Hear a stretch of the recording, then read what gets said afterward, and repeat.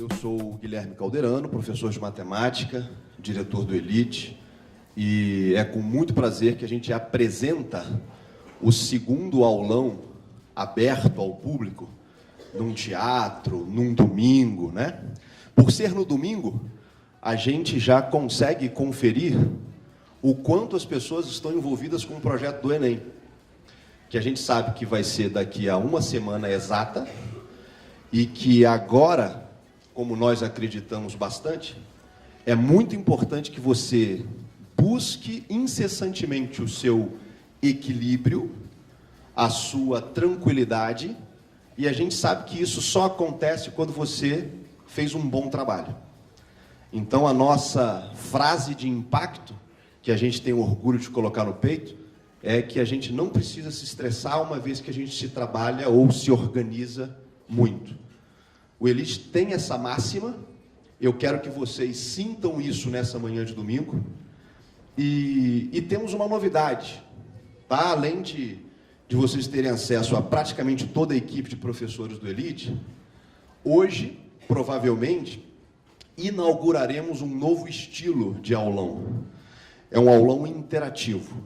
E eu vou explicar isso bem rapidinho, tá? Você não sabia, ou poderia ter escutado rumores, mas quem vai escolher o que os professores vão dar aula são vocês. Ok? Então eu queria que vocês me ajudassem fazendo alguns passos. Primeiro eu queria que vocês pegassem o celular de vocês. Cris, estamos juntos? A senha do Wi-Fi já está ali no nosso painel. Todo mundo se conecta na rede. Colégio Vimasa é a nossa razão social. Todo mundo conseguiu conectar? Joia?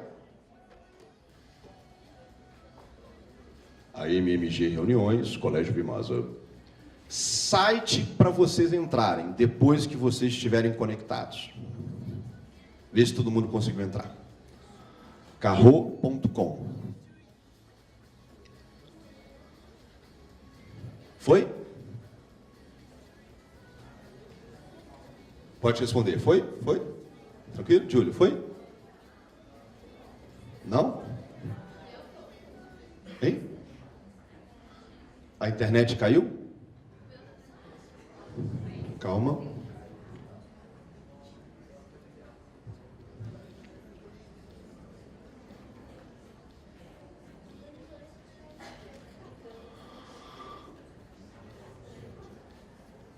A gente vai precisar dessa internet por uns 6 ou 7 minutos.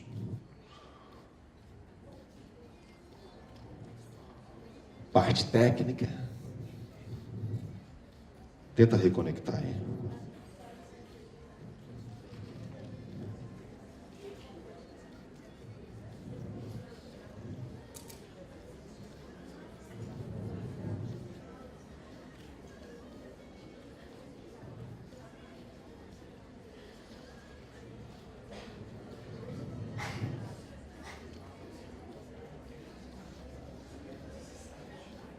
Está conectando?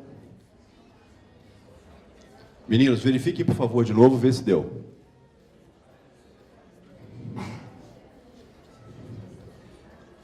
Deu?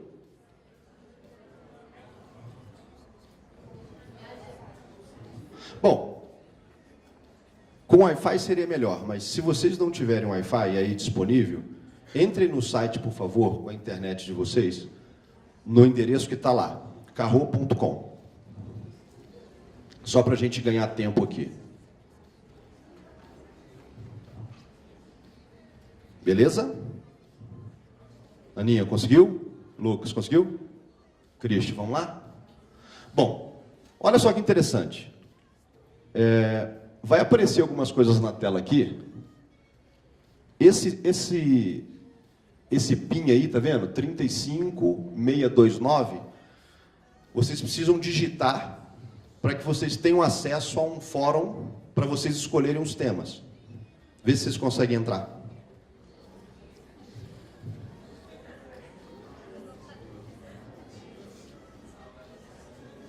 Isso.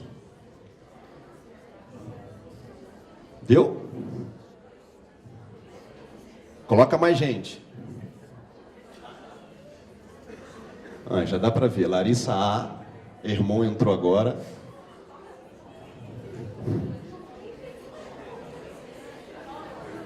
Ingrid.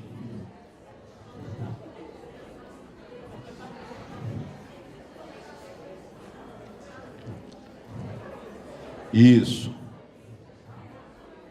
Estela, conseguiu? Bia. Bia MG, conseguiu?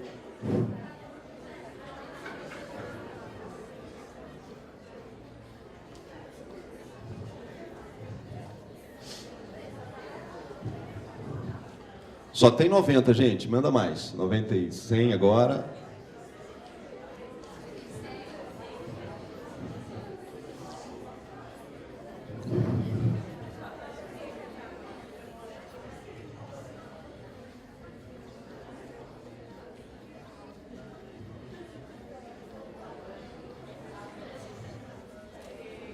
Deu, né? Os que conseguiram entrar, tranquilo? Sim. Opa.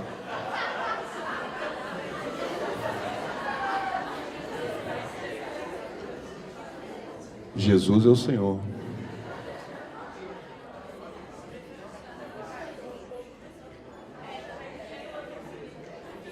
Caldeira Joana. Quem que é o Caldeira Joana? Ó, galera, como é que as perguntas vão aparecer? Olha só para mim. A primeira pergunta, bom, vocês vão ter aula hoje de natureza, depois de humanidades, depois de linguagens, perdão. A gente vai ter um breve intervalinho e a entrega de um brinde carinhoso. Depois a gente vai ter o retorno com humanidades e a gente finda com matemática, ok? A nossa prévia, a nossa previsão é que a gente termine antes da 1h da tarde, tá bom? Então a gente vai ser muito rigoroso daqui para frente com os horários, a começar agora com as escolhas. As perguntas que serão feitas para vocês agora são as seguintes. Deu certo aí? A pergunta vai ser assim, olha, a gente vai começar na natureza com a física. Então a pergunta é, o que você quer rever de física? Vão aparecer 4 temas. Cada tema vai ser seguido de uma figura geométrica e de uma cor. Vocês têm 30 segundos para escolher, beleza? Você vai lá no vermelhinho, se você quiser o tema em vermelho. Você vai no azulzinho, se tiver o tema em azul. E automaticamente vai aparecer a estatística de ver quem ganhou. Confere? Vamos começar? Cristian, podemos começar? Vamos lá.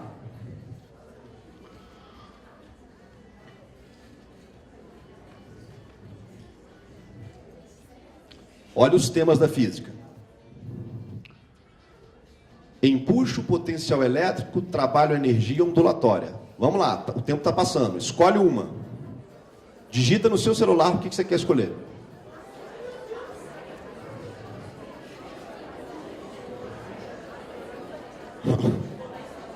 Deu? Falta a gente votar ainda.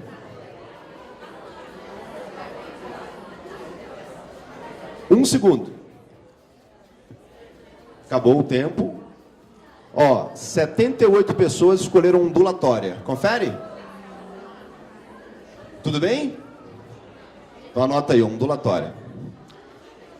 Vamos para biologia. Biologia. Impactos ambientais, metabolismo energético, parasitoses ou leis de Mendel.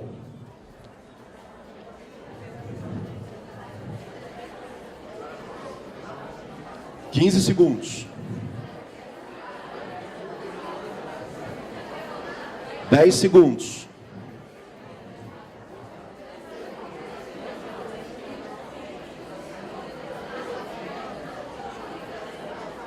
Vamos ver o resultado. Acabou o tempo.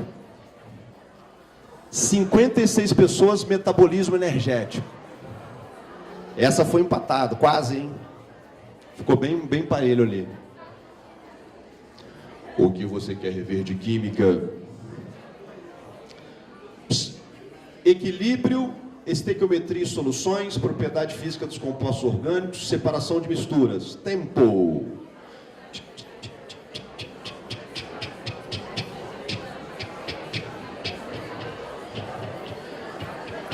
Dez segundos.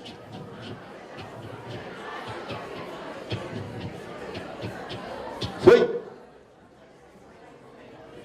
Acabou o tempo? 80, estequiometria e soluções. Ganhou de lavada. Está anotando aí, Cristian?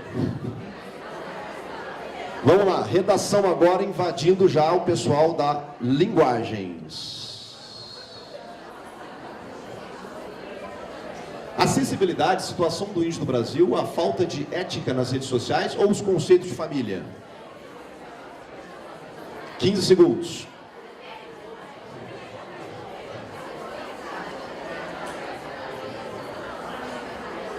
Cinco segundos.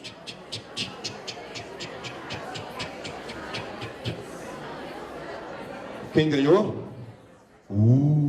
A falta de ética nas redes sociais. Vamos embora. Língua portuguesa. Variações linguísticas, tics, gêneros textuais e funções da linguagem.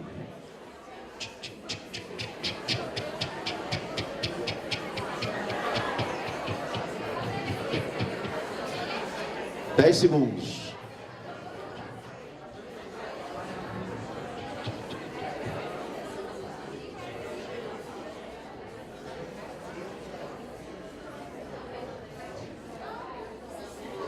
Funções da linguagem, 98 votos. Anotou? Vamos embora. O que você quer rever de literatura? Indianismo, modernismo, romantismo ou a literatura regionalista?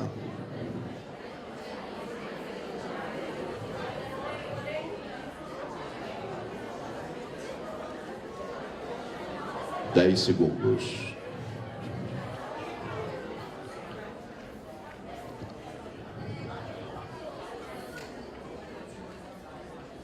Foi? Nossa, 120 o modernismo. Pessoas modernas. Vamos lá. Lo próximo. Geografia. Meio ambiente, geopolítica, geografia urbana ou geografia agrária? Manda.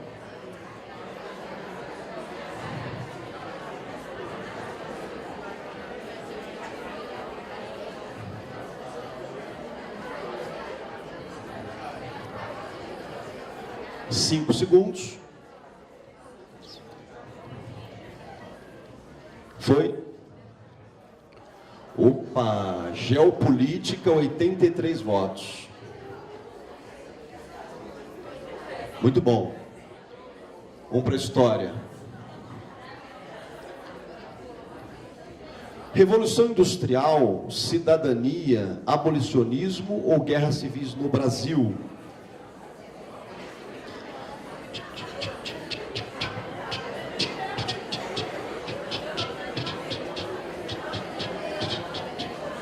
Dez segundos.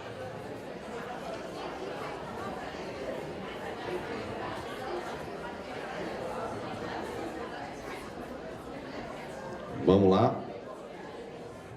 Opa! Guerras civis no Brasil, 124 votos.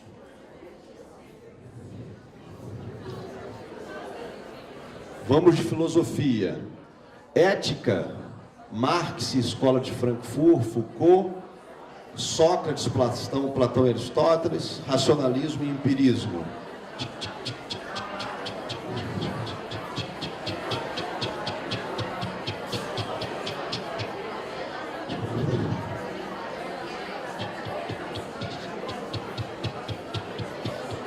Cinco segundos.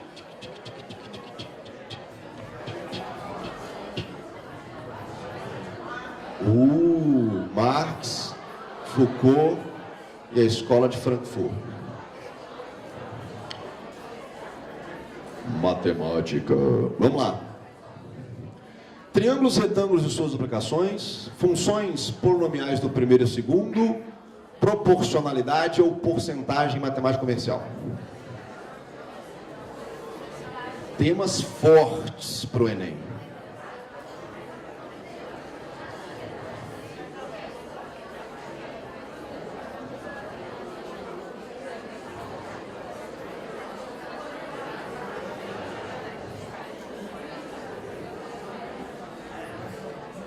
Beleza? Opa, porcentagem em matemática comercial. Escolheram bem. Queridos, divertido isso, né?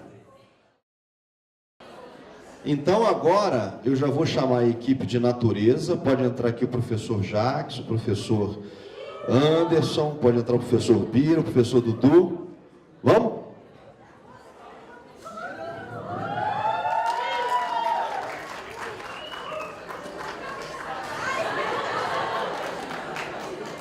Tem o microfone aí, galera. Queridos, suguem bastante, anotem o que quiser, se quiser fotografar. Todos os 4 temas de todos os assuntos e matrizes disponibilizaremos no nosso site em breve, tá claro? Então você pode entrar lá no site do Elite e capturar todos os PDFs relacionados aos temas trabalhados, independentemente se você escolheu ou não. Beleza? Boa aula e a gente está junto. Bom dia! Bom dia! Felizes? Obrigado pela presença hoje aqui no aulão do Elite. Preparação final para o Enem. Tenho certeza que Ciência da Natureza vai ser 10. Eu, professor Anderson, estamos aqui para representar a Física. Pelo tema escolhido, foi qual mesmo? Ondulatória, porque vocês são espertos, sabem que ondas é uma matéria que o Enem gosta demais. O ano passado tiveram 4 questões de ondas. Pensa só, 4 questões, sendo que são 15 mais ou menos de física, é muita coisa de onda. Sábia escolha. Qual é a aposta para esse ano? Tipo assim, gente, é aposta, tá? Não é adivinhação não, tá? O pessoal fala assim, Jacques, o que vai cair esse ano? Eu falo assim, não sei. Porque se eu acertar, a Polícia Federal vem atrás de mim. E eu não quero ser presidente, eles vão falar assim que eu peguei a prova. Então, assim, não quero acertar. Mas, um tema muito bom que vocês escolheram foi o fenômeno da difração. Se não me engano, o último ano que caiu difração no Enem foi em 2014. Então, será que a hora está chegando? Então, o tema é qual? Difração. O que seria difração? Difração é a propriedade que as ondas possuem de contornar obstáculos. Como assim, né? Tudo na vida tem a palavra mágica? Tem. Qual é a palavra mágica de difração? Contornar obstáculos. Toda vez que contornar obstáculos, o fenômeno chama-se difração. Quem já não foi xingado pela mãe ou pelo pai, você lá no quarto e sua mãe te xingando lá da cozinha? Menino! Aí você está lá no quarto. Como que a onda sonora chegou até o seu quarto? Com certeza ela teve que contornar o quê? Obstáculos. Fenômeno. Difração. A grande pergunta é, toda onda sofre difração? Hã? Sim! Toda onda sofre difração? Sim! De novo. Toda onda sofre difração? Sim! Professor, estou brigando com a matéria. Achei que era só na sala de aula? Então, de novo. Toda onda sofre difração? Sim! A luz sofre difração? Sim! Onda sonora sofre difração? Sim! Ondas da água sofre difração? Sim! A grande pergunta é, qual é o sonho do aluno? Você está confundindo a pergunta. Toda onda sofre difração? Sempre! Tem o quê? A condição para a onda sofrer difração. Então, para você não ficar confuso. A luz sofre difração? Sempre? Não. A onda sonora sofre difração? Sim. Sempre? Não. Então, existe a condição. Gente, bom, seguinte, aqui, bom, primeiramente, né, bom dia a todos, é um prazer estar aqui com vocês. Gente, é interessante essa questão que o Jacques falou da difração, né, ele perguntou se toda onda sofre difração. Na verdade, difração é um dos fenômenos que prova, né, que a luz, inclusive, é uma onda, né, tanto difração quanto interferência. Então tem que ficar atento aí, toda onda sofre difração. Só que é o seguinte, nem toda onda vai sofrer difração em qualquer obstáculo. Então depende muito do tamanho do obstáculo, né? Por exemplo, aqui a gente está vendo, deixa eu voltar aqui. Ó, aqui a gente está vendo uma barreira e a onda contornando aquela barreira pelas laterais. Vocês podem verificar o que está acontecendo ali, olha. Você tem a onda contornando e interessante que não está sofrendo alteração nenhuma no comprimento de onda da onda, olha lá, ó. A onda ela está mantendo o comprimento de onda, ela simplesmente mudou, ela abraçou o obstáculo. Objeto colocado no canto, a onda contornando o obstáculo apenas por um dos lados.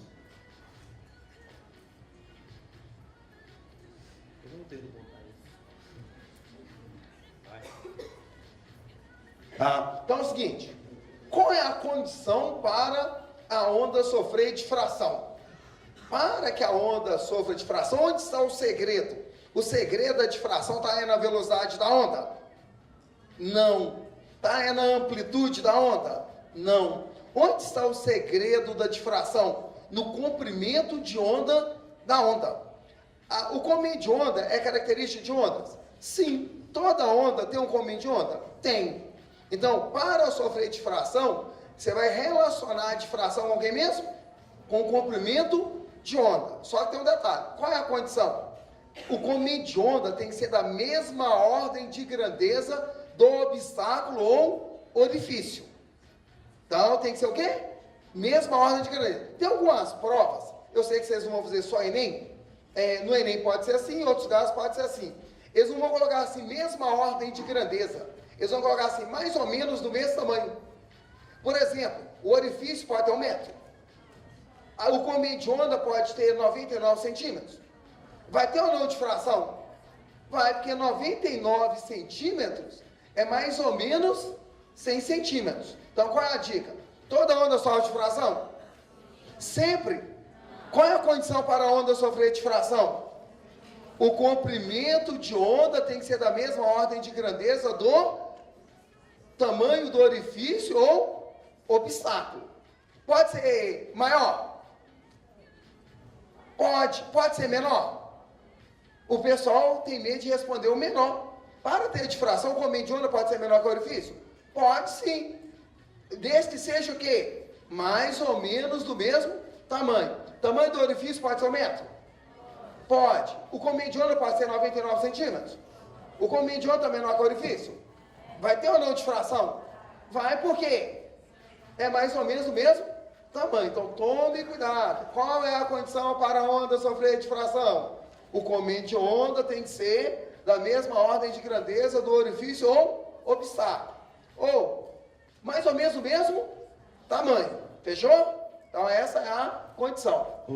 Gente, e a respeito disso que o Jacques está falando, é que esse slide mostra exatamente isso. Olha aqui, ó. Repare que aqui a gente tem o comprimento de onda, aquelas barrinhas representam o comprimento de onda, ela tem uma determinada velocidade, e repare o seguinte, no primeiro slide eu tenho o tamanho do orifício muito maior que o comprimento de onda. Repare que a onda praticamente está passando direto e não está se contornando, não está sofrendo uma mudança na sua forma. No segundo slide, o que fez? O exercício está mostrando um orifício quase do mesmo tamanho do comprimento de onda, que é a distância entre duas barrinhas dessa daqui. Então você pode verificar que já está mudando a forma da onda, ela já está contornando o obstáculo, já temos uma difração acontecendo. E a outra figura, você tem um orifício menor do que o comprimento de onda. Mesmo o orifício sendo menor que o comprimento de onda, você tem uma difração. O que a gente fala? A gente fala o seguinte, que quanto menor o tamanho do orifício, mais acentuada é a difração, ou seja, ela fica com um formato mais arredondado. Mas tem que tomar cuidado, né? Quanto menor o tamanho do orifício, mais acentuada a difração, mas não pode, né? Ou seja, o tamanho do orifício tem que ser da mesma ordem do comprimento de onda. Pode ser pequenininho demais? Pode ser uma onda, sei lá, com 1 metro de comprimento, mas tem um orifício com 1 milímetro de espessura? Não, porque senão o que vai acontecer? Vai bater e vai refletir, né? Então tem que ter a mesma ordem de grandeza. Outra coisa, gente, Ou quando você tem um fenômeno da difração, você muda o formato da onda. Guarda isso, gente. Muda o quê? Formato da onda. Sofre alteração. Quando você tem difração, a onda ela sofre alteração na sua velocidade? Sim ou não? Não, porque para mudar a velocidade tem que mudar o quê? O meio de propagação. Será que a onda sofre alteração na frequência? Não, porque a frequência depende de quê? Da fonte geradora da onda. A fonte geradora é a mesma, o meio de propagação é o mesmo. Então, se não tem mudança na velocidade, se não tem mudança na frequência, tem alteração no comprimento de onda? Lembra da equação? Vaca, lambe, farinha, né? Filhote? Vaca, lambe, filhote? Gente, velocidade não mudou, frequência não mudou, comprimento de onda também não vai sofrer alteração. Então, a única coisa que muda na difração é o quê? A forma da onda, ok?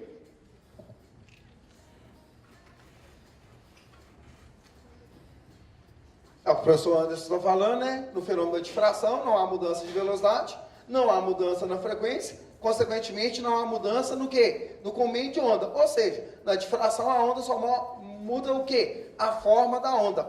A onda, volta aí, por favor, Anderson. Por favor.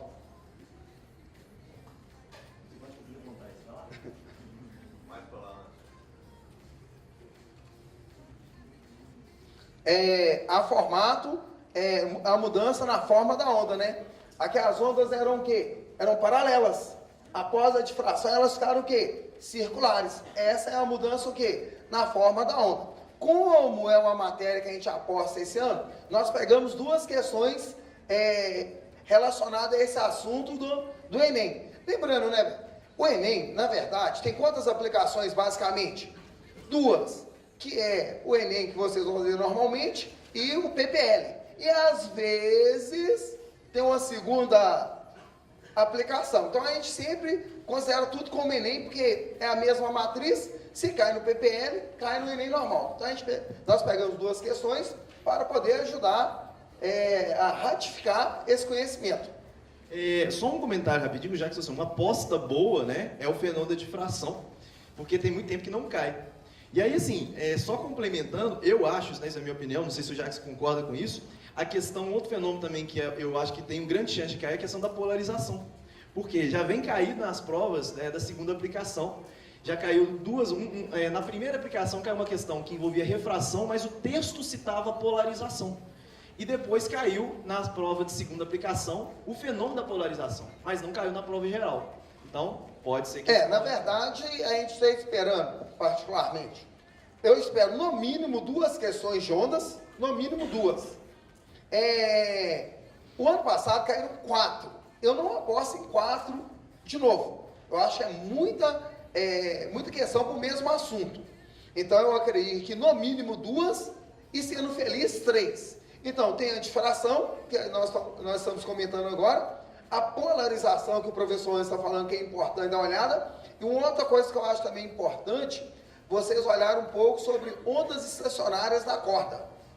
Ondas estacionárias na corda, isso aqui é uma dica, porque, primeiramente, né, a gente vai preocupar agora, essa semana, muito com a prova de humanas, com a prova de linguagem e redação. Mas depois do primeiro domingo, eu sei que vocês vão preocupar mais com ciência da natureza e matemática, dá uma olhada em ondas estacionárias da corda e onda estacionária no tubo. Vai ser rapidinho, você não vai gastar muito tempo com isso, mas, como diz o antes, polarização, eu acho que difração e onda estacionária na corda seriam bons assuntos para vocês darem uma olhadinha. Mas em todos os casos, né, a gente está torcendo que a gente ainda vai fazer uma revisão, vai ter muito tempo, vai dar tudo certo esse ano. Gente, aqui é o que a gente, só para terminar a parte do conteúdo, para a gente mostrar as questõezinhas, aqui só está exemplificando a questão da onda sonora e da onda luminosa, né?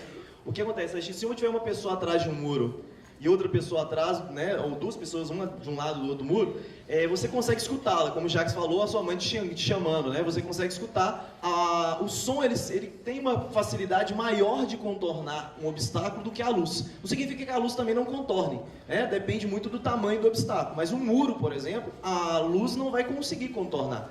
Por quê? Porque o comprimento de onda da luz é muito pequeno em comparação com o tamanho de um muro. Já o som não. A onda sonora já consegue contornar, porque o comprimento de onda é da mesma ordem de grandeza de um muro aí de 3 metros, 2 metros de altura. Então, o que acontece? Aqui está mostrando isso, olha, a onda sonora contornando e a luz passando, meio que não conseguindo contornar o obstáculo. Então, o que acontece? Quanto maior o comprimento de onda, maior a capacidade que essa onda possui de contornar o obstáculo. Estou dizendo que sempre vai contornar, gente? Não, mas tem maior capacidade de contornar o obstáculo. Vamos para a questão? Essa questão aí, de 2010, fala exatamente o que eu e o professor Hans estamos comentando aqui. Ao contrário dos rádios comuns, AM ou FM, em que uma única antena transmissora é capaz de alcançar toda a cidade, os celulares, gente, além da nossa vida, o Enem ama telefone celular. Alguém já deve ter feito prova aí, do Enem, que tinha 3 antenas de celular, que no dia da prova todo mundo ficou assim, o que eu faço? Então, tipo assim, Enem ama telefone celular, forno de micro-ondas, adora. Por quê? Porque é o que está no nosso dia a dia. Essa que é a função do Enem. Pegar a matéria, que é negócio que a gente fica assim, não, para que eu estudo isso? E colocar no nosso dia a dia, mostrando que é importante estudar sempre.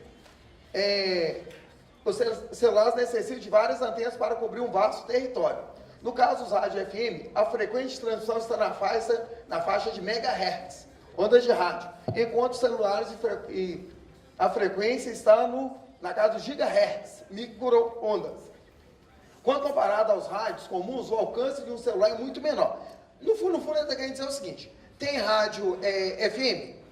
Tem. Essas rádios a onda tem um alcance? Tem. Só que celular, o alcance é maior ou menor? Ele é menor. A questão quer saber exatamente por quê. O que acontece? No nosso dia a dia tem muro?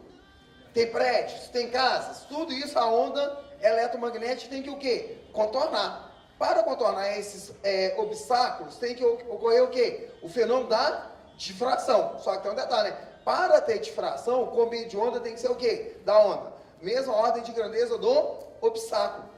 O comprimento de onda da onda de celular, ela é muito pequena. Coisa assim de milímetros. Pode chegar a 1, 2 centímetros. É bem pequeno o comprimento de onda. Então, por exemplo, tem uma casa com 3 metros de altura. Como que uma onda com 2 centímetros vai contornar esse obstáculo? Não tem como. Agora o FM, o comprimento de onda já é um pouco o quê? Maior. Do AM, maior ainda.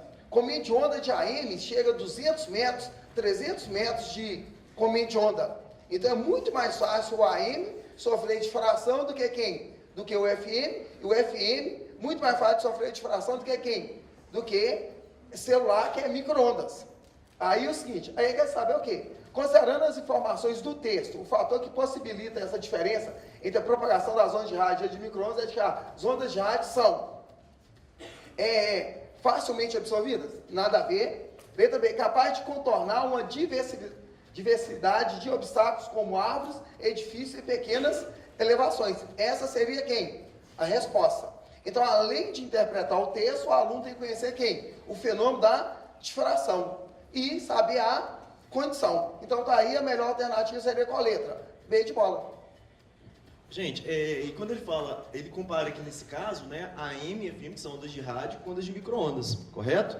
Só que às vezes tem exercício que compara 2 ondas de rádio, por exemplo, AM e FM. Então o aluno tem que ter uma noção, né, ou seja, a questão da frequência do AM e a frequência do FM. Quem tem maior frequência, FM ou AM, gente? O FM tem a faixa de frequência de megahertz, que é 1 milhão de hertz, né, ou seja, 1 milhão de oscilações por segundo, os campos eletromagnéticos. E o AM tem frequência de kilohertz, então AM kilohertz e FM megahertz. Então o que acontece? Como a frequência do FM é maior, o comprimento de onda do FM é menor. E a AM é o contrário. Como a frequência do AM é menor, o comprimento de onda do AM é maior. Logo, quem tem mais facilidade de contornar obstáculos? Gente, AM ou FM? AM, né? Bom, a segunda questão que a gente tem aqui, ó, para a gente finalizar, também uma questão do Enem, caiu na PPL de 2014, ou seja, segunda aplicação, né, Jax? Segunda aplicação. Seguinte, ao assistir... Na verdade foi terceira, porque eu acho que em 2014 teve umas cidades que foram inundadas, aí o Enem teve que dar outra aplicação, né? Esse ano tinha 3 aplicações. Então fala o seguinte, ó, ao assistir uma apresentação musical, um músico que estava na plateia percebeu que conseguia ouvir quase perfeitamente o som da banda, perdendo um pouco de nitidez nas notas mais agudas. Gente, notas mais agudas são frequência maior ou menor? Não é? Notas agudas, frequências maiores. Notas graves, frequências o quê? Menores. Então o que acontece? Se ele não está escutando as notas mais agudas de maior frequência, significa que essa nota de maior frequência tem maior ou menor comprimento de onda, galera? Menor comprimento de onda. Notas mais agudas têm menor comprimento de onda. Então tem mais facilidade ou mais dificuldade de contornar o obstáculo? Mais dificuldade. Então olha lá, ó. Ele verificou que havia muitas pessoas bem mais altas na sua frente, bloqueando a visão direta do palco e o acesso aos alto-falantes. Sabe-se que a velocidade do som é 340 metros por segundo e que a região de frequência das notas emitidas é de aproximadamente 20 Hz. De 20 Hz a 4.000 Hz. Qual fenômeno ondulatório é o principal responsável para que o músico percebesse essa diferenciação do som? Ou seja, que diferenciação que ele está falando? Consegue escutar as notas mais graves, mas não consegue escutar as notas mais agudas. Gente, você não precisava nem calcular nada. Você já sabia que é o seguinte, se ele está escutando algumas notas e outras não, é porque umas têm comprimento de ondas maiores e menores. E a dica da questão foi o quê? Olha para você ver, tinha umas pessoas altas à sua frente. Então significa que essas ondas não estavam conseguindo o quê? Contornar, chegar nelas, né? Então, gente, você não precisava nem calcular nada, bastava você marcar qual é o fenômeno certo. No entanto, se o aluno... Mas estamos tomando um couro. Aqui, ó. Se o menino quiser calcular, o aluno quiser calcular, olha lá, ó. Velocidade é igual ao comprimento de onda vezes a frequência. Quando você calcula o comprimento de onda, você consegue lá, o comprimento de onda, ele pegou a maior frequência possível, né? Que você teria ali, olha lá, ó, o menor comprimento de onda possível. 8,5 centímetros. 8,5 centímetros vai conseguir contornar uma pessoa de 1,80m, 1,60m, 1,90m? Claro que não, né, gente? Então, é um fenômeno que ele consegue explicar isso, escutar umas notas e outras não. Seria qual fenômeno? Difração. Ok? Então, galera, é isso aí. É um pequeno recado para você ir bem no Enem. Mas continue pegando forte, igual vocês estão, né? Só você estar aqui domingo, né? Quer dizer que vocês estão muito afim de passar. Lembrando, né, que no Enem cai fórmula, né? E se o Enem cai fórmula, a gente tem que estar atento às fórmulas. No começo eu passei uma tabelinha de fórmula. Alguém tem a tabelinha de fórmula aí? Cadê a tabelinha de fórmula aí, ó? Cadê ela aí, ó? Tem meu retrato aí, pra você me ver aí, ficar feliz. Mas quem não pegou, é só ter todas as fórmulas que podem cair na prova. Eu vou deixar ali fora ali. Desejo a vocês um excelente domingo, que é o domingo que vem. Vocês podem ficar tranquilos que tudo vai dar certo. Depois do Elite, pós-Enem, a gente vai estar lá preparando você para outros cursos. Então todos estão convidados a participar do pós-Enem, no Elite. Do fundo do coração, desejo a aprovação de todo mundo. Beijo, abraço e força lá no domingo. Gente, só um minutinho, eu queria fazer uma selfie com vocês aqui rapidão pra gente postar. Eu vou, na verdade, filmar e eu queria que vocês levantassem o braço bem alto assim, entendeu? Pra mostrar bastante animação que vocês estão aqui hoje, vocês estão no domingo, né? Vamos lá. Gente, ó, vamos lá, ó, 1, 2 e... Já, vamos lá. Uhul! Nossa, não. Vou tirar mais uma, porque essa não valeu. Vamos lá, gente, ó. De novo. 1, 2 e... Aê! Gente, obrigado, viu? Até mais.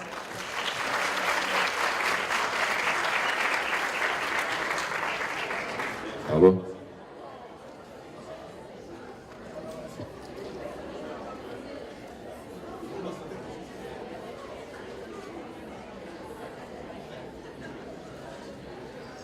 Bom dia, galera. Eu não ouvi bom dia. Bom dia, galera. Bom dia. Ótimo. De novo, dá bom dia pro tio Bira. Bom dia. Bom. Bom, você tá vendo que a minha camisa é diferente do pessoal. Tá vendo isso? Porque eu sou especial. Galerinha, o negócio é o seguinte. Vocês fizeram uma escolha muito interessante, metabolismo energético. Tá? É um assunto que dá para ser explorado de diversas formas no Enem. E nós vamos ver aqui algumas coisas muito interessantes, porque eu tenho certeza que o basicão você sabe. Tá certo? O basicão você sabe. Mas tem algumas peculiaridades que talvez valha a pena a gente dar uma olhadinha nisso, ok? Pode passar. Bom, Conspiração. Caldera não gosta de mim. Mas o que vem aqui é o seguinte: aonde que a energia está acumulada dentro de uma célula? No ATP. Concorda comigo? O ATP é como se fosse não, é uma molécula energética. Ela acumula energia e libera o quê? Energia. Como que isso acontece? Próxima. Você está vendo aí uma molécula de ATP. Conte para mim, que tipo de molécula é essa? Isso é uma proteína? Não. Isso é um lipídio? Não. O que é isso? O nucleotídeo, não é mesmo? Aonde as energias estão acumuladas? Não são nas ligações entre os fosfatos, sim ou não? Então, quando você quebra uma ligação de fosfato, libera o quê? Energia. O que você está vendo ali? Adenosina trifosfato. Quando você quebrou essa ligação, vai ficar adenosina difosfato. Quem tem mais energia? Adenosina trifosfato ou difosfato? Trifosfato. Então, quando eu quebro a ligação, libera o quê? Energia. Agora, para eu pegar um fosfato e acrescentar a uma adenosina difosfato, eu vou precisar gastar o quê? Energia. Ficou claro? Sim ou não? Bom, veja bem, a equação da fotossíntese simplificada está aqui. Você está vendo que CO2 reage com a água, dando uma glicose mais oxigênio. Aí você vai perguntar para mim, cadê a água no final? Eu sempre aprendi que a água é produto da fotossíntese. Na verdade, a água não é produto da fotossíntese. O que está acontecendo? Das 12 moléculas de água que são utilizadas na fotossíntese, eu recupero 6. Eu não produzi nada, eu só fiz o quê? Recuperei 6 moléculas. Tá certo? Elas vão aparecer? Vão aparecer porque eu recuperei. Concorda comigo, senhores? Sim ou não? Você está vendo aí um velho e bom cloroplasto, concorda? Um velho e bom cloroplasto. Você está vendo ali o tilacoide, onde ocorre a reação da fase clara. E você está vendo ali os estromas, onde ocorre a reação da chamada, entre aspas, fase o quê? Escura. Tá certo? É provável que o Enem te dê uma organela dessa e te pergunte o que é? Muito pouco provável. Tá certo? Bom, veja bem, quando o processo da fotossíntese ocorre, eu tenho a fase clara, chamada fotoquímica, e a fase escura, chamada química. A fase clara depende diretamente da luz. Mas a fase fotoquímica, ou a fase escura, ela não depende diretamente da luz. Mas, em compensação, a fase escura depende da fase o quê? Clara, porque a fase clara vai fornecer energia para que a fase escura possa ocorrer. Ok? Tá certo? Aí eu pergunto para você, por que eu não posso manter uma planta indefinidamente no escuro? Porque vai chegar uma hora que ela não vai mais ter acesso à energia produzida na fase o quê? Clara, aí ela vai morrer. Ok? Bom, o que você está vendo aqui é um pequeno arranjo para te mostrar o que é a fase clara. Tá certo? O objetivo da fase clara é produzir moléculas o quê? Energéticas. Qual o papel da clorofila no processo? Por que existe clorofila no processo? Porque a clorofila fornece um elétron para ser energizado. Quando esse elétron é energizado, ele salta de nível, não salta? Na hora que ele está voltando, ele vai liberar energia.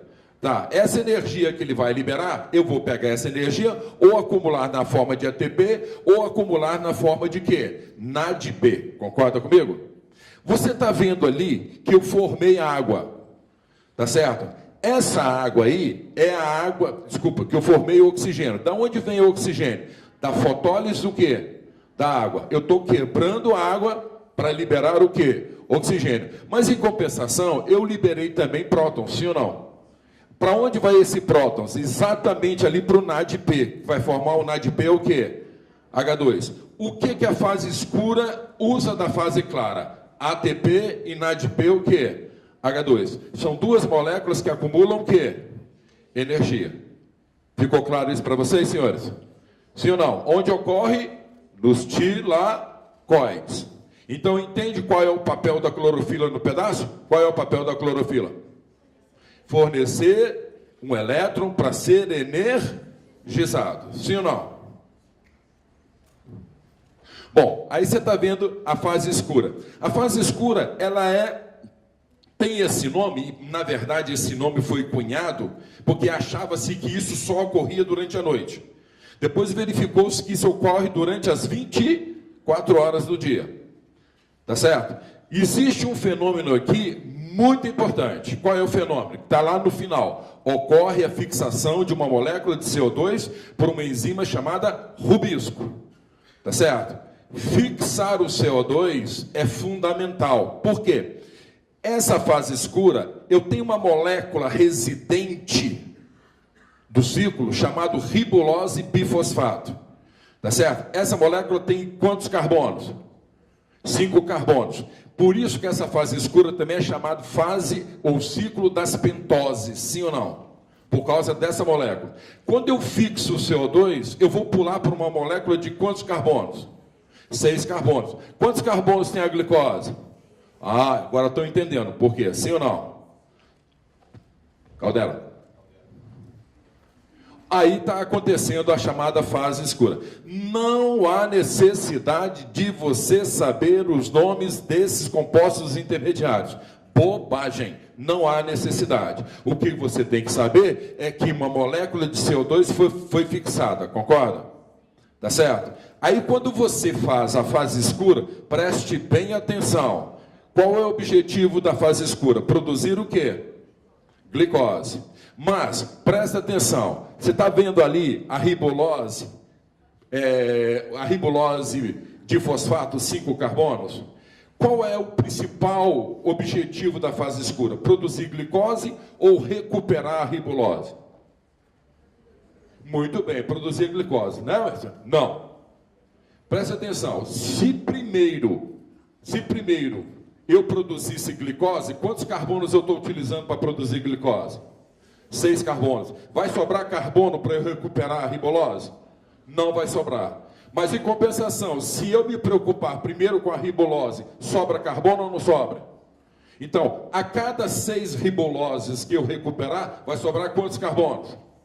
O bastante para fazer quem? Uma glicose. Entenderam isso, senhores? Que a preocupação é recuperar a ribulose? Sim ou não, galera? Ficou claro isso para vocês? Ficou claro ou não ficou? Alguma pergunta? Não, então vocês vão saber daqui a pouco. Posso passar, meu querido? Bom, respiração celular. O que é isso, Beira? Isso é um fenômeno intracelular. Entendeu? É um fenômeno o quê? Intracelular. No que consiste a respiração celular? Consiste na oxidação de compostos orgânicos para produzir o quê? Energia. Qual é o principal composto orgânico que eu vou usar, que eu vou oxidar? Glicose. Mas eu posso partir de outros compostos orgânicos? Posso. Eu posso partir de lipídio? Posso. Eu posso partir de proteína? Posso. Eu posso partir de outros compostos orgânicos. No que eu estou interessado? Num esqueleto de carbono. Entende o que eu estou falando? Eu estou interessado no esqueleto de carbono. Quando eu quebro esse esqueleto de carbono, eu vou liberar energia ou não vou? Vou. Tá ok? Pode passar. Bom, a fase anaeróbia, porque na respiração nós temos 3 fases. A fase anaeróbia é chamada de glicólise. Onde ela ocorre? Isso, ocorre no hialoplasma. Em presença ou em ausência de O2? Ausência de O2. Já a fase aeróbia, que é o ciclo de Krebs e a cadeia transportadora de elétrons, também chamado o quê? Chamado o quê? Cadeia respiratória. Sim ou não? Isso ocorre aonde? Dentro da mitocôndria. Tá certo? Vamos ver como é que está acontecendo? Aí está a equação. Tá certo? Você está vendo que uma equação geral da fotossíntese, ela utiliza a glicose, tá certo? Uma molécula o quê? Orgânica ou inorgânica? Orgânica ou inorgânica? Orgânica. Eu vou oxidar, sim ou não? Vou produzir CO2, vou produzir água e vou produzir o quê? Energia. Que vai ficar acumulada na forma de quem? ADP. Qual é o rendimento energético? 38. Mas você sabe que, na verdade, eu produzo quantos? 40. Mas eu investi quanto no processo? 2. Então, aquilo ali é saldo. Concorda comigo? Aquilo é o quê? Saldo. Porque eu gastei 2 para começar o processo e produzi 40. Então, aquele é saldo. Ó, apresentando para vocês quem? A mitocôndria. Você está vendo ali as cristas mitocondriais e a matriz mitocondrial. Matriz mitocondrial, ocorre o ciclo de Krebs. Cristas mitocondriais, ocorre a cadeia respiratória. Bom, você está vendo aí a glicólise. Você está vendo 6 moléculas entrando. Você está vendo ali 6 bolinhas. São quantos carbonos? 6 carbonos. Você está vendo que eu gastei 2 ATPs, não gastei? Eu tive que investir, não tive? Sim. E você está vendo que no final do processo, eu produzi quantos ATPs? 4. 4 menos 2 é quanto? 2. Mas também eu produzi quantos NADs? 2 NADH2, que é a molécula que acumula o quê? Energia. Tá certo? Molécula que acumula energia. Vou formar 2 moléculas com 3 carbonos. Qual o nome delas? Piruvato ou ácido pirúvico? Sim ou não? Piruvato ou ácido pirúvico? Por enquanto é glicólise. Por enquanto eu quebrei. Concorda comigo? Daí a palavra glicólise. Aí o que você está vendo? Você está vendo que esse piruvato, ele não entra no ciclo de Krebs da forma como ele é. Ele vai precisar reagir com uma enzima, chamada coenzima o quê? Para produzir uma molécula chamada acetil-CoA. É na forma de acetil-CoA que o piruvato entra no ciclo de Krebs. Tá certo? Portanto, ele tem que passar por uma reação. Concorda comigo? Ele tem que passar por uma reação. E, nessa reação, eu estou produzindo quem? NAD. Na verdade, eu estou produzindo um NAD para cada ácido pirúvico. Porque, na verdade, quantos ciclos de Krebs vão ocorrer ao mesmo tempo? 2. Porque eu formei quantos ácidos pirúvicos? 2. Tá certo? Formei uma molécula chamada acetil-CoA. É essa molécula que vai participar do ciclo de quê? De Krebs. Aqui está o ciclo de Krebs. Qual é a grande função do ciclo de Krebs? Produzir moléculas o quê? Energéticas. Olha as moléculas que eu estou produzindo. Estou produzindo NAD. NADH2? Estou. Estou produzindo FAD? Estou. E estou produzindo o quê? ATP. Qual dessas moléculas a célula lança a mão delas imediatamente? Qual delas está pronto para a célula utilizar? ATP. Porque NAD e FAD ainda não estão disponíveis para fornecer energia. Sim ou não? O que eu tenho que fazer com NAD e FAD? Eu tenho que oxidar o NAD e o FAD para transformar, para liberar energia para formar quem?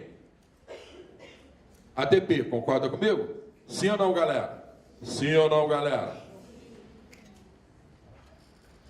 Chegamos na parte mais importante da respiração aeróbica. Mais importante. Por quê? Porque essa é a parte que mais forma a ATP. Como é que é o nome dessa parte? Cadeia transportadora de quê? Elétrons. Mas eu posso chamar isso de outro nome? Posso chamar de oxidação fosforilativa? Posso chamar de fosforilação oxidativa? O que está acontecendo? O que é fosforilar? Transformar uma molécula de ADP, uma molécula de quê? ATP. Acrescentei um fosfato? Sim. Então eu fosforilei. Para isso eu vou precisar de energia? Vou. Quem vai entrar na cadeia respiratória? Quem vai entrar na cadeia respiratória são aquelas moléculas NAD e o quê? FAD. Tá certo? Para cada FAD que entra na cadeia para cada NAD que entra na cadeia respiratória, eu libero energia para produzir quantos ATPs? 3. Para cada FAD que entra na cadeia respiratória, eu libero energia para produzir quantos ATPs? 2. Isso é uma cadeia transportadora de quê? De elétrons. Porque à medida que os elétrons são transportados e vão descendo de nível, eles vão liberando o quê? Energia. Eu vou pegar essa energia para produzir o quê? ATP. Concorda comigo, senhores? Presta atenção. Quando Quem está sendo transportado aqui é o hidrogênio, porque a energia está ligada nele, concorda? Quando o hidrogênio chega no final, ele está com muita energia ou pouca energia? Pouca energia. Quem vai recepcionar o hidrogênio? Quem será o aceptor final de hidrogênio? O oxigênio, tá certo? Quando o oxigênio reage com esse hidrogênio, eu vou formar o quê? Água. Concorda comigo? Essa água é chamada de água metabólica. 20% da água que tem dentro da sua célula não foi você que bebeu. Foi água formada por fenômenos de oxidação de compostos o quê? Orgânicos. Por isso que é chamado de água metabólica. Você está vendo esses retângulozinhos amarelos aí? Esses retângulozinhos amarelos representam o que nós chamamos de citocromos. Quem são citocromos? São proteínas que promovem o transporte de quem? Dos elétrons. Se esses elétrons não fossem transportados, eles desceriam rapidamente, concorda comigo? Ao descer rapidamente, a liberação de energia seria muito rápida, concorda? Pouca energia eu iria aproveitar para formar ATP. Eu ia perder muita energia? Ia. Tá certo? Então o citocromo faz com que a etapa ocorra passo a passo. Eles são importantes? São citocromos. Vamos lembrar um fato interessante. Santa Maria, no Rio Grande do Sul. O que aconteceu lá? O incêndio da Boate Kiss. Sim ou não? Esse incêndio da Boate Kiss pegou o material de forro que estava na boate. Sim ou não? Quando esse material foi queimado, ele liberou quem? Cianeto. Ele liberou quem? Cianeto. Cianeto é um gás. Esse gás é assimilado? Sim. Ele é absorvido? Sim. Ele vai correr, vai entrar na corrente sanguínea? Vai. Vai entrar na célula? Vai. E vai entrar na mitocôndria. Esse cianeto inibe quem? Citocromo. É o inibidor de quem? Citocromo. Portanto, a etapa não vai acontecer passo a passo. Ou seja, eu vou produzir uma quantidade de ATP muito menor, concorda comigo? Do que aquele pessoal morreu? A asfixia, porque não tinha energia para fazer o músculo trabalhar, concorda comigo? Entenderam o que eu estou falando? Porque o cianeto inibiu os citocromos responsáveis por transportar quem? Elétrons. Ficou claro, senhores?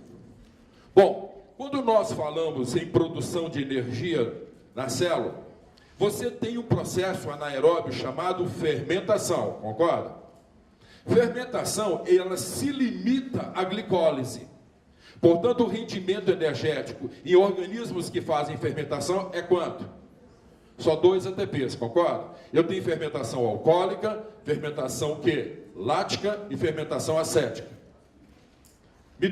Você sabe qual o nome do fungo que faz fermentação alcoólica?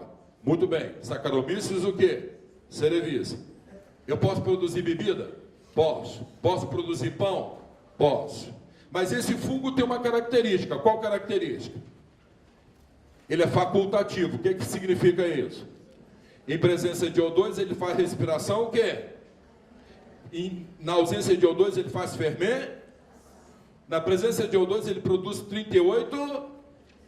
Na ausência de O2, ele produz 2 ATP. Se você pudesse entrevistar um fungo desse, você perguntaria para ele, o seu fungo, o seu Saccharomyces, o senhor gostaria de trabalhar em presença ou na ausência de O2?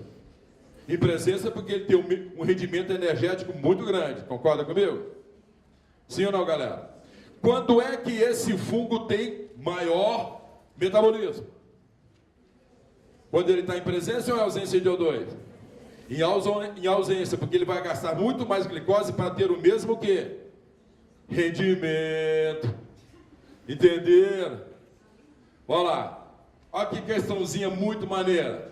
Você está vendo ali uma mitocôndria? Sim. Você está vendo um cloroplasto? Sim. Sobre a fisiologia e a morfologia das estruturas. É correto afirmar que as duas estruturas estão presentes nas células em geral? Não. As duas só estão presentes nas células vegetais. Na animal eu só tenho o quê? Mitocôndria. Tanto a mitocôndria quanto o cloroplasto possuem dupla membrana de constituição lipoproteica. Sim ou não? Isso me lembra um fato Qual fato? Me lembra um fato da endossimbiose, sim ou não? Já foram bactérias de vida livre?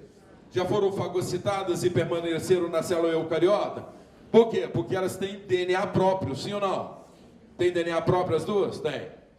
Número 4. Na matriz mitocondrial ocorre a quebra da glicose para obtenção da energia pela célula. Aonde ocorre a quebra da glicose?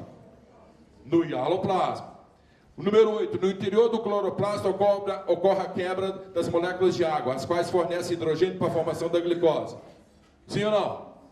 Sim ou não? Sim. 16. Nas mitocôndrias ocorre a transformação do dióxido de carbono em açúcares. Nas mitocôndrias ocorre a transformação do dióxido de carbono em açúcar. Mitocôndria produz açúcar, senhores? Não, mitocôndria consome o quê? O açúcar. 32. Moléculas de glicose originadas pelo processo de fotossíntese podem ser acumuladas na forma de amido e constituir a celulose. Pode ou não pode? Legal. A clorofila é uma proteína? Não, a clorofila não é o quê? Uma proteína. Talvez você pergunte para o meu amigo aqui, Valneide, clorofila é uma porfirina. Meu Deus, que é isso? Hein? Uma protoporfirina. Galera, amei vocês. Vocês são fantásticos. Eu já disse para vocês que eu tenho dependência aguda de alunos, sim ou não? Tá certo? Beijo, sejam felizes. Deus abençoe vocês.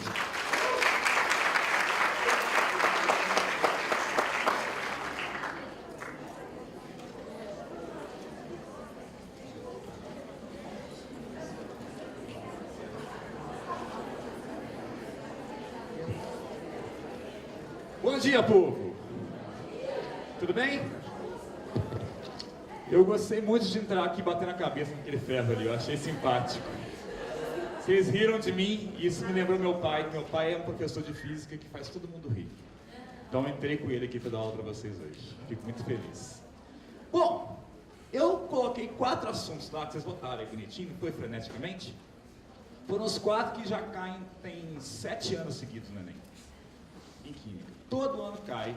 Separação de mistura, equilíbrio químico, cai estequiometria e soluções, e cai o que mais? Propriedades físicas em compostos orgânicos. Então fala assim, reação orgânica cai mais, né? Não. Todo ano cai uma questão de lipofilia, de hidrofilia, de solubilidade de composto orgânico, não solubilidade, formação de micela ou não. Por isso que eu botei aquilo lá. Vocês escolheram bem. Essa brincadeira aí, tá no ponto já, Caldeiro? Não? Tá quase aí? Beleza. Escolheram bem, porque eu acho assim, estequiometria é um negócio que cai 2 ou 3 questões por ano, geralmente. Uma é facinha, uma é muito easy, você não tem que fazer muito barulho com ela. A outra é mais complicada, que tem geralmente cálculo de pureza, cálculo de rendimento, cálculo com reação consecutiva. Ano passado foi reagente em excesso limitante, não foi? Caiu uma bonitinha lá, não foi nem tão complicado. Beleza. A parada, gente, então é a seguinte, ó. Eu trouxe aqui uns conceitos elementares. Caldeiro, o negócio aqui tá bravo. Pode me ajudar então? Beleza. Ó, primeira coisa pra gente lembrar. Isso é aquela regrinha básica de estequiometria, que é a relação essencial que existe entre mol, massa, número de coisas, que é o duzão que eu falo, né? Uma dúzia grande, volume para gases, e só vale para gás, tá, gente? A gente vê lá um cara que é líquido, água líquida, por exemplo, você não vai usar o volume molar nunca. Isso é uma heresia química. Dane, não faça isso. Agora, tem um cara que é excluído da família, vocês já viram já? Aquele último lá? Já viram esse negócio em algum lugar da vida? Lei de Faraday. Nosso amigo Faraday viu que 1 mol de elétrons tem uma carga equivalente a 96.500 coulombs, mais ou menos. Então, se tivesse estequiometria envolvendo eletroquímica, que eu acho bem possível de aparecer, isso não apareceu muito, apareceu uma vez, eu acho, nos últimos 5 anos, mais ou menos, você tem que fazer aquele cálculo ali, ó, usando a lei de Faraday e a relação dos 96.500 coulomb para elétrons. Beleza? Então, 1 mol de elétron equivale a essa quantidade. Aí, beleza, Caldeiro.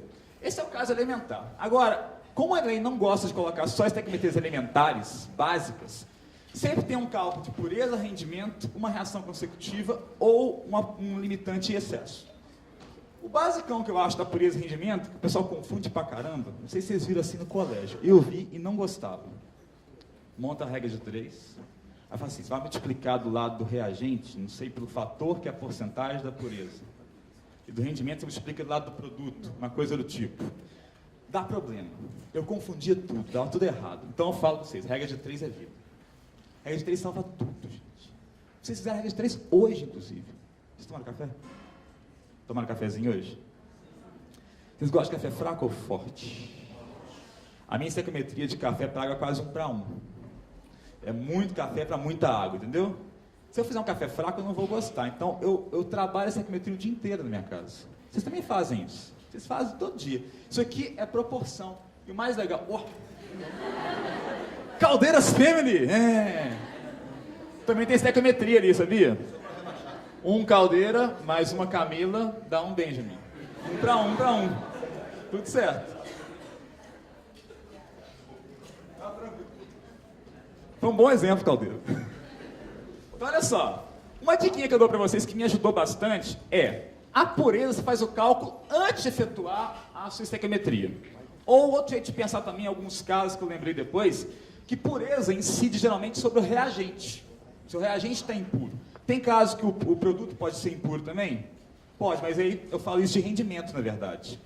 E o rendimento eu calculo depois que eu faço a estequiometria. Eu falo assim, mas aí está meio confuso para mim. Tá estranho, né, ô Bárbara? O que eu vou fazer agora? Mostro para vocês aqui agora. Não, volta. Volta, mano. Aí. Essa questão foi do ano passado. Tá? Caiu uma... Ano passado? Não, ano retrasado. Eu coloquei errado lá. Foi 2015, se eu não me engano. Foi 2015. 2016 foi o limitante e excesso. Essa questão foi bacana porque ela teve 3 casos de exceção. Ela teve ali pureza, rendimento e reação consecutiva. Numa questão só. Então, olha só. Para proteger estruturas de aço de corrosão, a indústria utiliza como uma técnica chamada galvanização, que envolve um pouquinho também, né, Cacá, daquele negócio de lei de Faraday que quer se explorar. Mas não explorou. Um metal muito usado para esse processo é o zinco, que pode ser obtido a partir de um minério denominado esfarelita, de pureza 75%. Ponto 1. Não sei se vocês gostam de fazer isso, eu gostava muito, é uma dica, tá? Grifa esses dados no anunciado. Circula eles, pureza 75%.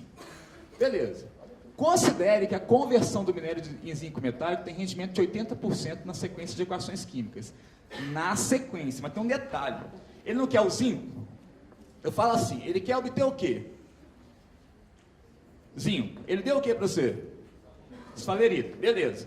São os 2 pontos da equação, não é? Só que se você olhar ali, o zinco está na primeira equação e a esfarelita na... o zinco está na segunda e a esfarelita na primeira, não é? E está 2 para 1. Se você fizer a conta desse jeito isolado, você vai errar. Ou você vai fazer 2 estequiometrias, 2 regras de 3, dá mais trabalho. O que você faz? Soma as equações, vou mostrar para você. Bom, ele dá isso aqui para você, tá, gente? Não tem que decorar a massa molar nem a pau. Ele pede qual o valor mais próximo de zinco metálico obtido em quilogramas vai ser produzido a partir de 100 kg de esfarelita. Então, a parada é a seguinte, ó. Aí. Primeira parte. Volta, mano. Aí. Cálculo da pureza. Não deu a pureza para mim? Eu falei que eu faço o cálculo antes. Joga lá, ó. Você tem 100 kg daquele troço, daquele minério todo sujo. Faz o cálculo. 100 kg, 100%. 75% dele é puramente esfarelita. X. 75 kg de ZNS puro, ou sulfeto de zinco puro. Beleza? Aí, com esse negocinho aqui, eu vou lá para aquele lado. O que eu vou fazer? Eu vou somar as equações primeiro. São reações consecutivas. A lei de Hess, lembra? Em outras palavras, só que sem ΔH. Quando eu somar elas ali, ó, eu vou ter que multiplicar a equação de baixo por 2 para poder cortar o ZNO com o ZNO. E vou ver que 2 mols de sulfeto de zinco formam 2 de zinco. Você pode trabalhar com 2, ou você pode cortar o 2. Não tem 2 dos 2 lados? Tem um 2 aqui embaixo, ó, que é 2 vezes a massa molar desse cara, e 2 vezes a massa molar do sulfeto de zinco, trabalhando com aquela escalinha de massa molar. Eu quero, a partir de 7,5 desse cara, quanto vai formar daquele cara lá. Regra de 3 simples. Dá 50,26. Você fica empolgado, marca 51 na prova lá. Só tem um detalhe. Tem rendimento, não tem? Então, com o rendimento, tem que calcular depois. Se essa reação fosse perfeita, igual eu falo com o pessoal, mundo das fadas, sabe? Frozen. Clássico. Seria 50,26. Só que ele é 80%. 80% vai ser 40,21. Beleza, aí você vai lá, letra C.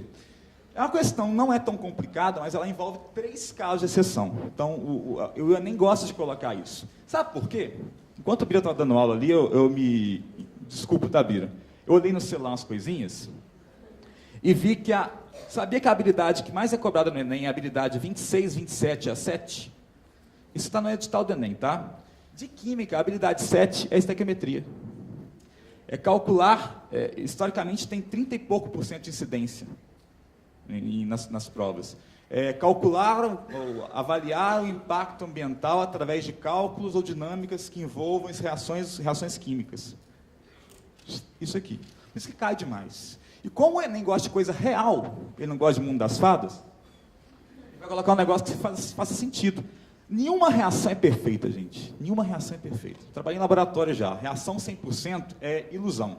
Reação 50% é ótimo de rendimento. Então isso aqui é um quase mundo das fadas de Enem. Beleza? De tão bom. Tranquilo? Esses casos são importantes.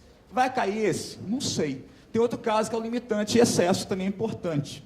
Você vai ter que calcular, só que nesse caso, o legal é que ele te dá os 2 reagentes inicialmente, e se calcula, baseado na proporção estequiométrica dos 2 reagentes, desse cara e desse cara, por exemplo, se eles estão pau a pau, se o número de mols de um é igual ao número de mols de outro. Se um cara tiver mais mols do que o outro na proporção, ele está em excesso. O outro é o limitante, vai limitar a reação. Só isso. De boa? Então tá, estequiometria, isso aí eu acho basicão, importante. Agora, Enem adora gráfico e tabela, em química, em física, não estou mentindo, em matemática também. E esse gráfico aqui, se eu não me engano, tem um bom tempo que não cai. Esse é o gráfico de solubilidade. É a curva de solubilidade. Pode aparecer, eu acho um negócio bacana, porque é um negócio fácil. E tem vários aspectos, deixa eu tirar a foto também, tem vários aspectos interessantes aqui, ó. Primeiro, essas curvinhas que sobem aqui, ó. Tem algo na sua casa que passa por isso? Eu vou fazer um livro sobre química do café uma hora, porque café é química pura. Não sei se no interior, minha avó faz café com açúcar. E eu prefiro café com açúcar, sabe? Aí você ferve a aguinha, bota o açúcar na água, depois o açúcar vai... Aí o açúcar, você bota o açúcar na água, fica aquele monte de açúcar no fundo. Depois de um tempo, o açúcar some. É mágica? Não, ele dissolve, porque ele tem dissolução endotérmica. Todo mundo aqui, igual o sal de cozinha também que está aqui, o NaCl, todo mundo que a curvinha sobe, a solubilidade aumenta com relação à temperatura, tem dissolução endotérmica. Uma coisinha simples. Agora, tem cara que tem dissolução exotérmica? Tem sais que tem, igual o sulfato de sério, só que não tem aplicabilidade nenhuma prática isso aí. Só que a Coca-Cola aqui, fazendo esse vômito de mentos aqui, ela explica muito bem isso. Se pegar uma Coca quente e uma Coca gelada e abrir, qual que faz mais estardalhaço? Por quê? Todo gás em líquido tem a solubilidade inversamente proporcional à temperatura. Quando eu aumento a temperatura, a solubilidade cai. Isso tem a ver com vários fatores cinéticos de gases também. Por quê? A energia do gás não é proporcional à temperatura dele? Quanto maior a energia, quanto maior a temperatura, maior a energia cinética, maior o choque entre os gases, ele vai fugir do líquido, em outras palavras. Então, esse gráfico aqui é lindo. Ele pode cobrar uma questão, tipo assim, qual dos compostos colocados no gráfico acima são menos solúveis em temperatura de 100 graus Celsius? Você só olhar qual cara que vai decrescer com o tempo. Questão bacana, bem cara de Enem mesmo. Tranks? Isso é uma coisinha legal, que está muito tempo que não aparece. Agora, é lógico que eu não ia falar aqui de soluções e não falar disso aqui, ó. E eu falo uma coisa, pessoal, que você não tem que decorar essas fórmulas aí. Eu botei só para você ter uma ideia. Como é que você mede as coisas para fazer uma solução? Ou você pesa, ou você bota num recipiente para medir o volume, concorda? Você trabalha com massa e volume. Só que massa, você pode calcular ela em relação ao número de mols, por aquela razão simples, que o número de mols é massa por massa molar, não é? Então você não tem que decorar a fórmula. Só fazer as possíveis razões que existem entre cada unidade para soluto e para solução embaixo. Em cima sempre é soluto, massa do soluto, mol de soluto, volume de soluto. Embaixo sempre os dados da solução, volume, massa ou mol. Isso aqui é fração molar, isso aqui é o título em massa, Esse aqui é a molaridade, só tem um erro que eu cometi, que eu vi depois. Esse cara aqui, que é a molalidade, você lembra dela? Da propriedade coligativa? É o número de mols do soluto sobre massa do solvente. Aqui embaixo é massa do solvente, não massa da solução. Tá? Como vocês vão receber esse arquivo em PDF, já fica atento para isso. Se cair isso aí também, acho que ele vai dar uma lembrada para você, que molalidade é um negócio tão famoso, tão popular assim, não. Fala assim, mestre, entendi, mas tem alguma que é principal? Sim. Essas três. Para Dorgas, mano. Voltou. Essas três são principais, porque com a primeira você calcula o número de mols a partir de massa. É a relação básica para passar de grama por litro para mol por litro, por exemplo. Essencial. A segunda, você calcula a concentração em mol por litro, que é uma das mais usadas. Número de mols do soluto sobre o volume da solução. E a terceira é a fórmula de diluição.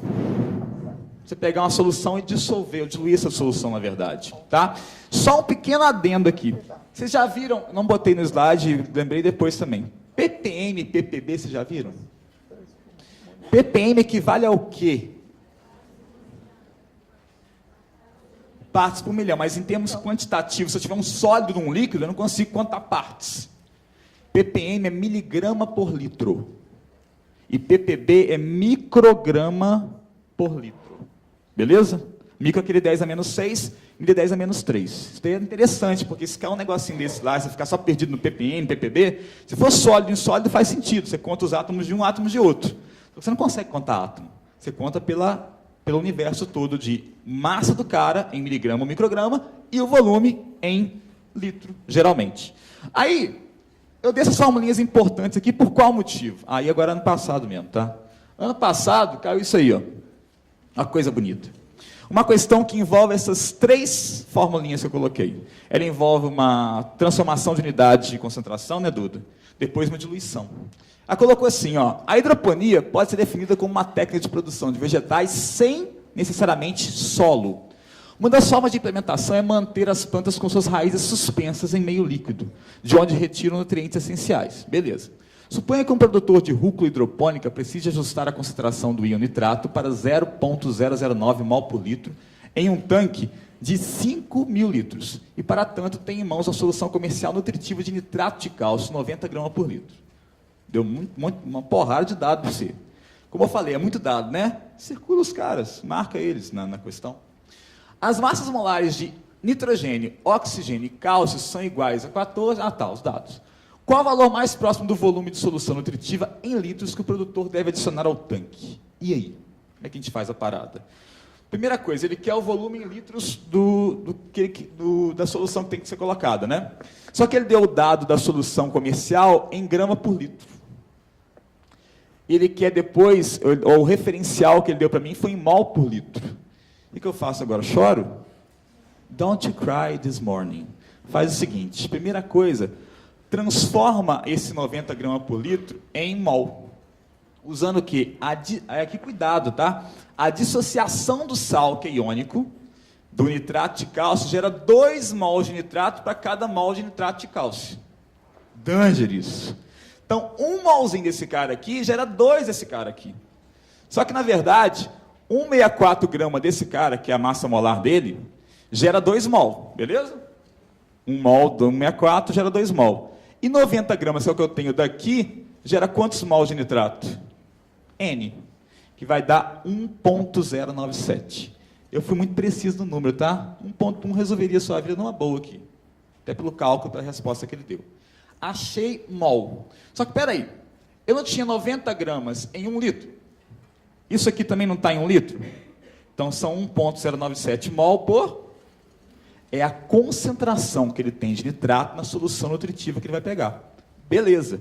Já consegui passar a concentração comercial em grama por litro para nitrato em mol por litro. Já usei o que aqui? Eu fiz em regra de 3, tá? Mas eu usei aqui em cima a transformação de massa para mol, com regra de 3, usando aquela formulinha que eu mostrei aqui atrás. Fiz agora o cálculo de molaridade, né? Mol por volume. E agora vou usar o quê? Diluição. Porque eu tinha a solução concentrada de nitrato. Eu tinha lá 1,097 mol por litro de nitrato na solução padrão, que eu não sei quanto que eu usei. Mas no final eu quero obter quanto no meu tanque de rúcula lá? meu tanque de mato. 5.000 litros tem que ter 0,09 mol por litro. É o CAVA-CVCV. Ó, multiplicando esses dadozinhos aqui, eu vou cortar mol por litro com mol por litro, passar dividindo esse valor, dá 40,9, que eu coloquei já arredondado 41, que é a resposta correta, que é letra B. B de bola. Tranquilo? Chique. Aí, eu deixei o finalzinho agora. Aqui, faltou quanto tempo ainda, Caldeirano? 2, então foi cronometrado. Fora isso, o que vai cair, eu acho? Cinética química cai quanto tempo no Enem? Não caiu. Até hoje. Não caiu cinética para valer, sabe? E tem um aspecto de cinética química que eu acho interessante, que é aquele aspecto dos fatores que influenciam a velocidade de reações. Você lembra disso? Que é uma questão teórica, nem questão de cálculo, não. Temperatura, catalisador, inibidor, quantidade de reagentes, pressão, falta um. Superfície de contato e estado físico. Beleza? Todos são fatores que influenciam bastante. É uma questão bem tranquilinha, com bom senso você faz a questão. E em orgânica, o pessoal sempre pergunta, reação você acha que cai? Bicho, acho que pode cair. Só que não aquelas reações de decorar, aqueles mecanismos loucos lá de química orgânica não, tá? Tem duas reações bacanas. As oxidações, por quê? A gente vive num ambiente oxidativo, com oxigênio o tempo todo. A maçã que escurece na sua casa é uma oxidação. É um álcool secundário virando cetona, por exemplo. E outro aspecto interessante são as adições em alcenos. Porque a adição em alceno é uma reação fácil, né, bicho? Você pega a duplinha, rompe, bota um cara de um lado, um cara do outro, efetuou a reação. Fora isso, esses 4 tópicos que estão listados na aula de hoje, que vocês receberam no PDF aí, com certeza caem. A não ser que o Enem dê uma reviravolta muito louca e quebre o histórico dele de 7 anos para trás. Mas nos 7 anos anteriores caiu o equilíbrio, caiu separação de misturas, pelo menos uma, caiu o cálculo estequiométrico e caiu soluções, e caiu também propriedade de compostos orgânicos. Beleza? Para mim é um prazer imenso estar de manhã com vocês aqui no domingo. Sei que vocês é um certo sacrifício, mas muito obrigado pela atenção. Valeu. Depois, se vocês quiserem olhar um pouquinho no Atal da Química, que é o meu canal, @ataldaquímica, eu vou deixar lá algumas questões essa semana. Eu vou fazer um aulão com minhas possibilidades, meus chutes de questão. Vai ser no dia 7, depois da prova agora de Humanas e Português e Redação. Beleza? Muito obrigado, gente. Abração.